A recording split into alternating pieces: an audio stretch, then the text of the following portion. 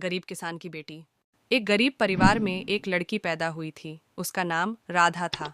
राधा के माता पिता बहुत गरीब थे। उनके पास खाना खाने के लिए भी पैसे ठीक से नहीं था। राधा को बचपन से ही बहुत कठिनाइयों का सामना करना पड़ा। उसे स्कूल जाना नहीं मिला। उसे खेतों में काम करना पड़ता था। राधा एक बहुत ही मेहनती और बुद्धिमान लड़की थी। वह हमेशा अपने परिवार की मदद करने की कोशिश करती थी। वह अपने माता पिता के लिए खाना बनाती थी और उनके कपड़े धोती थी। वह अपने भाई बहनों की भी देखभाल करती थी। एक दिन राधा के पिता को बीमारी हो गई। वह बहुत बीमार थे और मरने लगे। राधा बहुत दुखी हुई। उसने अपने पिता के लिए बहुत दुआ की, लेकिन भगवान ने उसकी एक नहीं सुनी। राधा के पिता की मृत्यु हो गई। राधा के पिता की मृत्यु के बाद राधा की माँ और भाई बहन भी बीमार पड़ गए।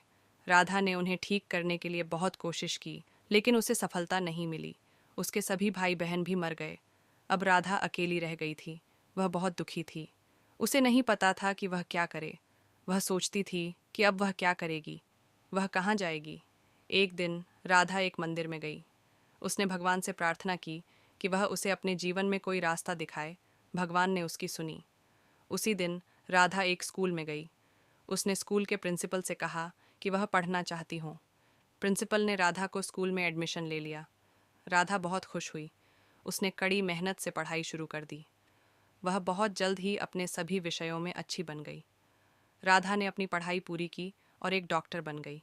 वह एक बहुत अच्छी डॉक्टर थी। उसने बहुत से लोगों की जान बचाई।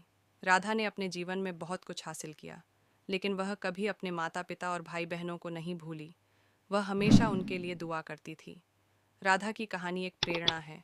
यह हमें सिखाती है कि कठिनाइयों से कभी नहीं हारना चाहिए। हमें हमेशा अपने लक्ष्यों को प्राप्त करने के लिए प्रयास करना चाहिए।